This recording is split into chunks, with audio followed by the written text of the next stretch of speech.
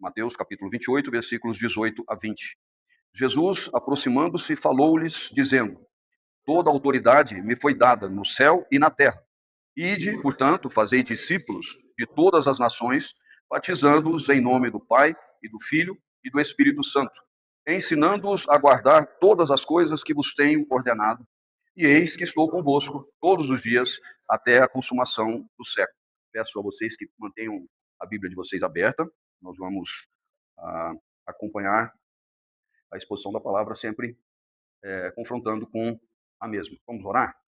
Senhor, nós estamos diante da palavra do Senhor, com muita alegria no coração, com desejo de aprender do Senhor, de receber do Senhor orientação para a nossa vida. Por isso nós clamamos ao Senhor pela iluminação do Teu Santo Espírito, para que sejamos agraciados com essa bênção e saiamos daqui edificados por Tua palavra. Assim nós te pedimos, no nome santo do Teu Filho Jesus.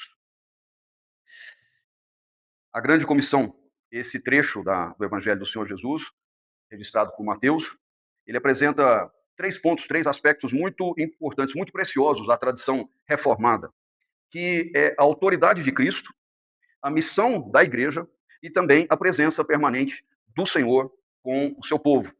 Além disso, ele nos ajuda a perceber como essa grande comissão é importante e que ela não foi dada a pessoas com algum dom extraordinário. Não são pessoas extraordinárias, são pessoas comuns, mas que foram transformados pela graça. E isso deve nos encorajar, deve também nos impulsionar com um desejo e com uma disposição para a evangelização. Esse trecho do Evangelho de Mateus 28, versículos 18 a 20, nos coloca diante de um dos momentos mais importantes de toda a história da redenção. O ministério terreno do Senhor Jesus Cristo está se aproximando do fim, aquele que havia sido prometido pelos profetas, que nasceu em Belém, que viveu em perfeita obediência ao Pai, que anunciou o reino de Deus, que realizou sinais, que realizou maravilhas, e que foi crucificado e ressuscitou dentre os mortos, agora prepara os seus discípulos para a próxima etapa do plano de Deus na redenção do seu povo, por meio da evangelização. O contexto histórico, portanto, é o período imediatamente após a ressurreição de Cristo. A cruz já ficou para trás, a morte já foi vencida, o túmulo já está vazio, e Cristo então se encontra com seus discípulos na Galileia, conforme ele havia prometido anteriormente. E eles estão agora diante do Senhor ressurreto.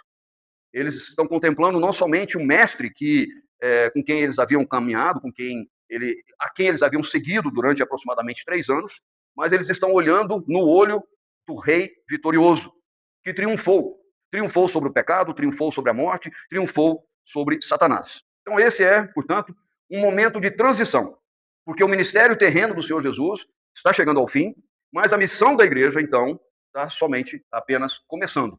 Os discípulos, eles ainda são homens em preparação. São pessoas marcadas por suas limitações, muitos com dúvidas e com muitas fraquezas. O próprio texto, se você olhar o versículo anterior, o versículo 17 de Mateus 28, esse texto vai dizer para nós que eles estavam, de certa forma, alguns bem confusos, chegaram até a duvidar. Mas mesmo assim, é justamente a esses homens imperfeitos que Cristo entrega uma missão, uma tarefa que iria mudar a história do mundo. E a grande comissão não é, portanto, apenas um detalhe aí no Evangelho de Mateus, ao contrário, é o grande clímax desse Evangelho. É o ponto alto desse Evangelho, que começou anunciando o nascimento do rei e que agora termina com esse mesmo rei ressuscitado, revestido de toda a autoridade, enviando os seus discípulos para levarem a sua mensagem, as boas novas de salvação para todas as nações. Então esse trecho do Evangelho é bastante conhecido e, sem dúvidas, é o mais explícito quando o assunto é a evangelização. Nele nós vamos encontrar, de maneira resumida, os grandes pilares da evangelização. A fé reformada sempre destaca isso: a autoridade suprema de Cristo, a responsabilidade da igreja, a abrangência mundial da missão, a centralidade do discipulado e também a certeza da presença do Senhor. E eu pretendo analisar com vocês esses fundamentos da fé. Todos eles estão presentes aqui nesse pequeno trecho da palavra. E eu espero que vocês, adolescentes, jovens, e todos os demais, ao final, possam responder a seguinte pergunta: será que eu, pessoalmente e realmente, eu tenho algum papel na expansão do reino de Deus? Nós vivemos em um tempo em que, pela graça de Deus, muitos jovens cristãos estão dispostos a defender a fé, a estudar teologia, participar de eventos, congressos, consumir material e conteúdo cristão de qualidade. E tudo isso é realmente muito importante, precisa ser valorizado. Mas existe um perigo, às vezes silencioso, que é de nós transformarmos o cristianismo em alguma coisa que é só para nós recebermos. E então nós não percebemos que nós fomos chamados também para compartilhar, para transmitir. E isso é muito importante. O evangelho, ele não nos alcançou para terminar em nós. Deus nos salvou para a sua glória, para a nossa santificação, mas também para que fôssemos testemunhas de Cristo nesse mundo. Então é muito importante perceber que a missão, ela não nasce da necessidade da igreja, mas ela nasce da vitória de Cristo. Então observem no texto que a ordem que os fatos são trazidos para nós, os fatos se estabelecem, é essa. Antes de dizer ide, Jesus está declarando o quê? Toda a autoridade me foi dada, nos céus e na terra. Então ele diz, ide. Então a missão existe porque o Senhor já venceu. O Senhor reina. A evangelização, ela não é, portanto, uma tentativa de conquistarmos território para Cristo. Ela é o anúncio de que Cristo, o Senhor, já reina sobre todo o universo. Por isso, a grande comissão, ela é ao mesmo tempo um chamado ao arrependimento e à obediência, assim como também ela é uma declaração da autoridade de Cristo e também uma promessa de presença permanente. Vejam que o Senhor que envia é o mesmo Senhor que promete. Ide, e ele vai dizer, e eis que estou convosco todos os dias, até a consumação do século. Portanto, Mateus 28, de 18 a 20, nos coloca diante de uma igreja que ainda não havia iniciado a sua missão para o mundo, mas que já possuía tudo o que ela precisava para cumprir a missão. Ou seja, ela já tem um Salvador ressurreto, ela tem um Rei soberano e tem uma promessa infalível da presença constante de Cristo. Então, quando nós evangelizamos, saibam que nós não estamos anunciando uma possibilidade de salvação. Não é isso que nós vamos fazer. Nós anunciamos um Salvador vitorioso, crucificado, ressurreto, exaltado, que reina soberano e está assentado à destra, assentado à direita do Pai. Então isso muda completamente a nossa perspectiva quanto ao dever de evangelizar. Muitas vezes os jovens pensam na evangelização como uma tarefa muito desafiadora, às vezes até assustadora, né? Porque acham que ela exige eloquência, né, que é a capacidade de usar palavras difíceis na expressão, que exige muita profundidade de conhecimento, ou que exige muita coragem. Meus irmãos, a missão ela não depende da capacidade ou da habilidade do discípulo. Ela se baseia e ela se sustenta na autoridade do próprio Cristo ressurreto. A igreja, ela não vai ao mundo em seu próprio nome. Ela vai em nome daquele que possui toda a autoridade no céu e na terra. Então nós precisamos entender que o ID, que o chamado para anunciar o evangelho, não é apenas para pastores, para missionários, para líderes experientes. O ID foi dado para a igreja. O ID é um chamado a todos os cristãos, homens, mulheres, adultos, jovens, os mais veteranos, mas também aos recém-convertidos. E é verdade que nem todos vão receber o mesmo tipo, a mesma função nesse ministério, mas todos recebem a mesma responsabilidade de testemunhar de Cristo. Porque talvez alguns pensem assim, mas eu sou jovem demais, eu não sei responder todas as perguntas, eu não conheço teologia o suficiente. Mas é interessante perceber que os primeiros discípulos, eles também tinham muitas limitações. Em Atos 4:13, Pedro e João estão falando ali no sinédrio, perante as autoridades, eles estão diante dos anciãos, dos escribas, e o texto diz que os anciãos, escribas, as autoridades ficavam admirados quando eles percebem que Pedro e João eram homens comuns, iletrados, é o que diz aí o texto, mas claramente eles percebiam, e o texto registra, claramente haviam estado com Jesus. E isso é o que realmente importa. É demonstrar no seu comportamento, demonstrar na sua fala, na sua maneira de se posicionar, que você é de Cristo, que você é cristão, que você anda com Cristo. A evangelização nunca exigiu perfeição, mas ela exige compromisso e ela exige disposição. Deus não está procurando pessoas impecáveis. Deus procura testemunhas que se dispõem a servi-lo. O mesmo Senhor que chamou simples pescadores ali da Galileia, continua chamando pessoas comuns, e por que não os jovens da igreja, para serem instrumentos nas mãos dele. Então Jesus não apenas diz, ide, mas no nosso texto principal, de Mateus 28, ele vai dizer, ide e fazei discípulos, diz ele, de todas as nações. Isso nos lembra que a missão tem, portanto, duas partes, duas dimensões, e elas são inseparáveis. Uma dimensão local e também uma dimensão global. Existe a missão que acontece na escola, na faculdade, no trabalho, no condomínio, ali na sua academia, entre os seus amigos, entre os seus familiares. E é claro, tem cristãos que sonham em participar de grandes projetos missionários, mas que simplesmente ignoram as oportunidades missionárias que estão todos os dias diante deles. E Deus colocou pessoas ao redor de cada um de nós que talvez jamais viriam espontaneamente à igreja, mas que convivem e estão conosco todos os dias.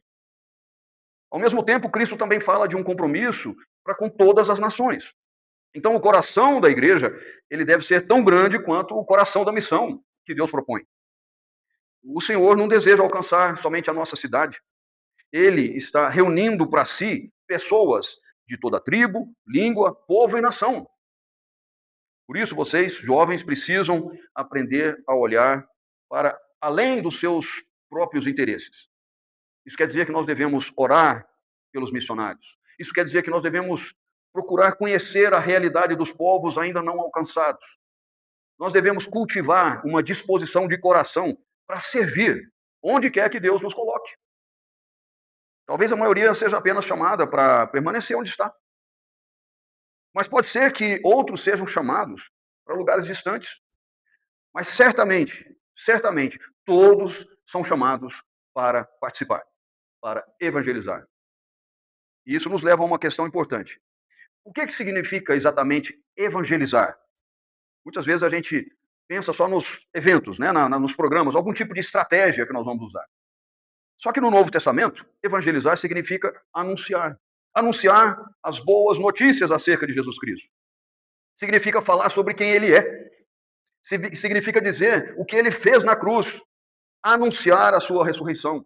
Significa falar sobre o ministério de Cristo e o senhorio de Cristo sobre as nossas vidas. Significa proclamar a necessidade de arrependimento e da fé em Jesus como único, suficiente e eficiente Salvador. E sabe o que isso exige de nós? Palavras. E é claro, a nossa vida ela precisa confirmar a nossa mensagem. Mas o Senhor Jesus, ele disse que o mundo conheceria os seus discípulos pelo amor. O apóstolo Pedro exorta os crentes a manterem um procedimento exemplar perante os gentios. Mas a vida, ela sozinha, ela não explica o evangelho. As pessoas precisam ouvir acerca de Cristo. E Paulo pergunta em Romanos 10, como crerão naquele de quem nada ouviram? E como ouvirão se não há quem pregue? A fé vem pelo ouvir. Portanto, jovens cristãos, vocês precisam aprender não apenas a viver o evangelho, o que é imprescindível, mas também devem aprender a falar o evangelho. E não pensem que vocês têm a obrigação de converter alguém. Vocês não têm a obrigação, não é prerrogativa suas converter as pessoas. Nós devemos cultivar, por amor, o desejo de sermos instrumentos de Deus para a conversão de pessoas. A obra da conversão, ela pertence e depende exclusivamente do Espírito Santo. Nenhum argumento humano é capaz de ressuscitar um coração morto espiritualmente. Nenhuma técnica, nenhum esforço humano é capaz de produzir um novo nascimento, é capaz de gerar uma nova vida. E isso não deve, é claro, nos desencorajar, ao contrário, isso deve nos tranquilizar e nos manter, então, focados naquilo que é a nossa missão, que é de sermos porta-vozes dessa palavra de salvação aos incrédulos. Quem convence do pecado é o Espírito Santo. Quem regenera é o Espírito Santo. Quem abre os olhos dos pecadores é o Espírito Santo. Quem aplica eficazmente a obra de Cristo é o Espírito Santo. Mas nós anunciamos E Deus salva, conforme a sua exclusiva vontade e propósito. Então, essa convicção, essa certeza, ela sempre produziu um fervor missionário na tradição reformada. Porque nós sabemos que o sucesso da missão não depende da nossa força, não depende das nossas capacidades humanas, mas do poder soberano de Deus. Por isso, nós não devemos medir esse sucesso da evangelização apenas pelos resultados aparentes ou resultados visíveis. Muitas vezes nós não vemos fruto imediato. Muitas vezes nós oramos durante anos por alguém.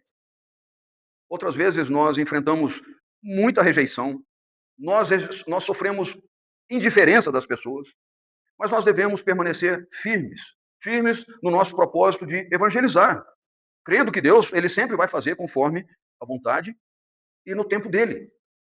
Jesus Cristo não apenas nos deu uma missão, ele mesmo foi o nosso modelo supremo. Ele foi o grande missionário enviado pelo Pai. E ele deixou a glória, ele entrou em nosso mundo, ele se aproximou dos pecadores, ele falou a verdade, ele viveu essa verdade, ele suportou toda a rejeição. O Senhor Jesus entregou a sua própria vida para salvar os perdidos. Então, quando evangelizamos, em alguma escala, nós estamos seguindo os passos do próprio Salvador. Mas existe um ponto nesse tema que é crucial, de altíssima importância para aquele que toma conhecimento da palavra e a quem nós pretendemos evangelizar. E percebam que o verbo, o evangelizar, pressupõe uma continuidade. Tem aí um empenho em prosseguir, em compartilhar o conhecimento do evangelho. Nós devemos nos esforçar para que a palavra de Deus se torne como um alimento, como algo que se deseja, como algo pelo qual as pessoas se esforcem por adquirir, por consumir, não apenas por mero conhecimento, mas como fonte da satisfação da fome espiritual, que agora é parte do sustento daquela nova vida. Às vezes uma pessoa demonstra interesse em ouvir a palavra porque ela tem curiosidade, apenas porque ela quer tirar algumas dúvidas. Mas isso não implica em que haja um real interesse de ordem espiritual envolvido ali. Mas como essa realidade é algo que nós não podemos assegurar, então nós devemos investir nosso tempo, investir atenção, sempre com muita diligência, com um esforço pessoal, para que todas as oportunidades sejam aproveitadas por nós, para exposição da palavra. Porque nós cremos que o milagre da regeneração, do novo nascimento, da conversão, tudo isso é uma prerrogativa e uma obra exclusiva do Espírito Santo. Mas nós é que fomos chamados para sermos os instrumentos de exposição dessa palavra, que tem poder para salvar e para resgatar o pecador. Por isso, não devemos pensar em evangelismo sem considerarmos a importância do discipulado. E isso, meus irmãos, torna a nossa tarefa muito mais trabalhosa. É verdade. Mas também muito mais prazerosa e consistente. No texto, nós vemos que a grande comissão não é simplesmente ide, mas é fazei discípulos.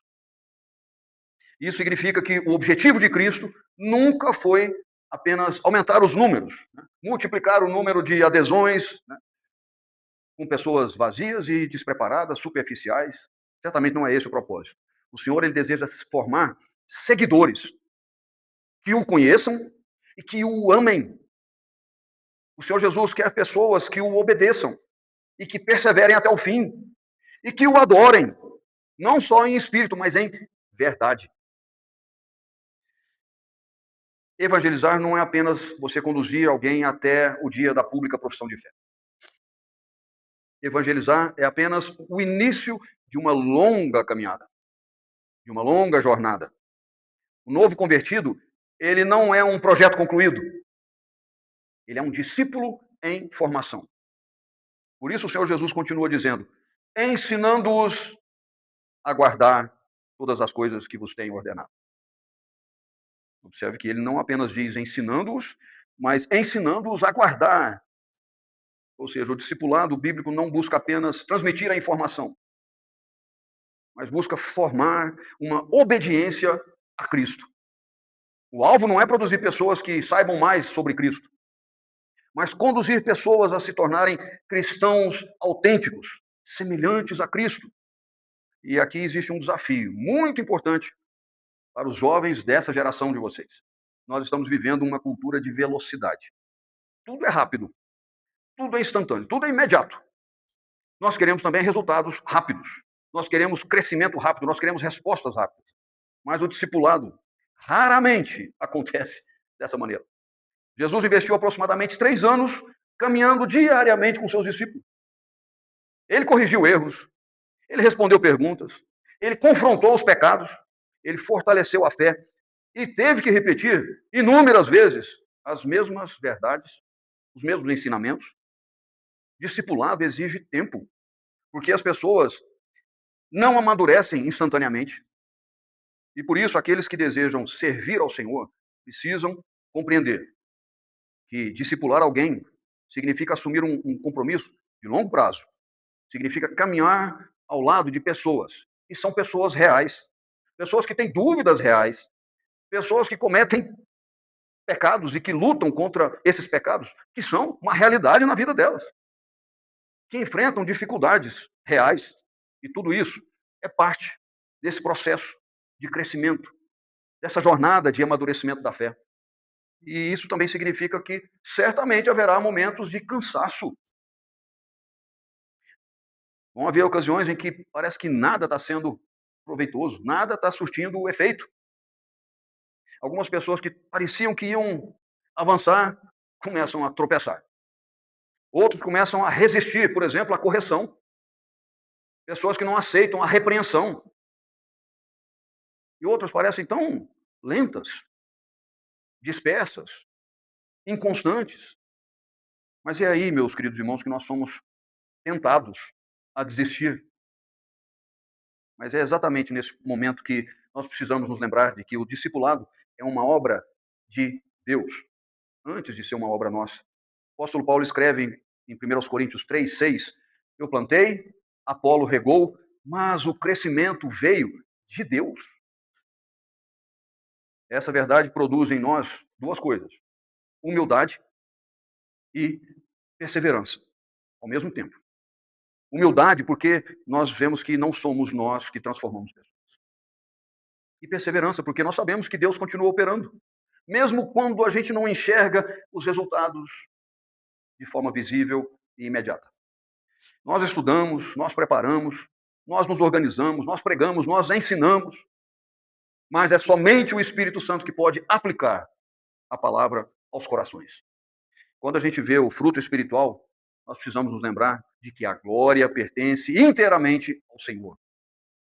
Outro grande desafio dessa geração é saber priorizar. Desenvolver um verdadeiro senso de urgência quanto à evangelização. Anunciar Cristo e fazer discípulos exige prioridade.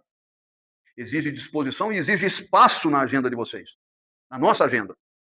Porque sempre haverá outras demandas importantes, né, competindo pelo nosso tempo. A missão da igreja deve fazer parte da nossa rotina diária. E ela precisa florescer nas nossas conversas, nos nossos relacionamentos, nas oportunidades mais simples que Deus coloca diante de nós todos os dias. Por isso a igreja não pode enxergar a formação espiritual como sendo uma responsabilidade exclusiva de pastores, de líderes, porque Cristo entregou a sua missão a todos os crentes, a igreja. Cada crente maduro deve ajudar outros a crescerem. Cada geração precisa transmitir a fé à geração seguinte. O apóstolo Paulo escreveu a Timóteo, 2 Timóteo 2:2, ele diz assim: e o que de minha parte ouviste, através de muitas testemunhas, isso mesmo transmite a homens fiéis e também idôneos para instruir os outros. Olha que beleza esse texto. Paulo discipula Timóteo, Timóteo discipula homens fiéis, esses homens discipulam outros e dessa maneira o evangelho avança, de pessoa para pessoa, de geração para geração. E aí talvez alguns jovens pensem assim: mas eu ainda estou aprendendo. E isso é verdade. Mas todo discípulo verdadeiro está aprendendo de alguém. E ajudando alguém a crescer. O discipulado não é reservado para os cristãos perfeitos. Discipulado é privilégio de cristãos que continuam caminhando com Cristo e chamando outros a caminharem junto. Então, em resumo, discipular é reproduzir a vida de Cristo na vida de outras pessoas. É investir tempo, oração, amor, ter paciência, verdade, para que outros amadureçam na fé. É uma obra lenta e muitas vezes silenciosa. Raramente ela é espetacular aos olhos do mundo. Mas é exatamente esse o método que o Senhor Jesus escolheu para transformar o mundo. E eu já estou concluindo. Meus queridos jovens, não pensem que a evangelização pertence a uma fase futura da geração ou da vida cristã. Não esperem terminar um curso ou atingir uma determinada idade ou maturidade para começar a testemunhar.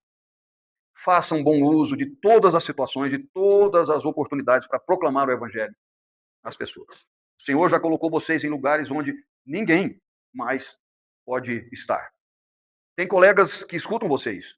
Tem amigos que observam vocês. Tem pessoas que convivem com vocês todos os dias. Então, olhem para essas oportunidades com olhos missionários. Orem por seus amigos, mas orem também por vocês. Orem pelo seu testemunho. E aproveitem as ocasiões simples, confiando no poder extraordinário do Espírito Santo. E lembrem-se sempre de que aquele que disse, ide, ele também prometeu, e eis que estou convosco todos os dias até a consumação do século. Nosso Senhor está sempre presente. Ele está sempre conosco. Nunca caminhamos sozinhos em nossa jornada de fé e de testemunho como cristãos.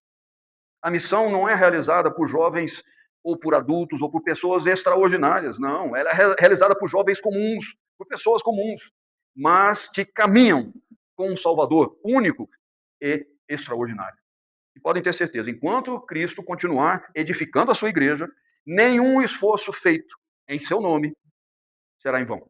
Que Deus abençoe vocês nessa caminhada, nessa jornada, e que haja sempre disposição e amor no coração de vocês pela palavra, por aqueles que necessitam de ouvi-la, e sempre guardem como uma orientação de Deus para as suas vidas a necessidade de testemunhar de Cristo, não só com a vida de vocês, mas também em palavras. As pessoas precisam ouvir acerca de Cristo e acerca da obra, da pessoa e da obra do Salvador, conforme foi o motivo da nossa transformação de vida um dia também.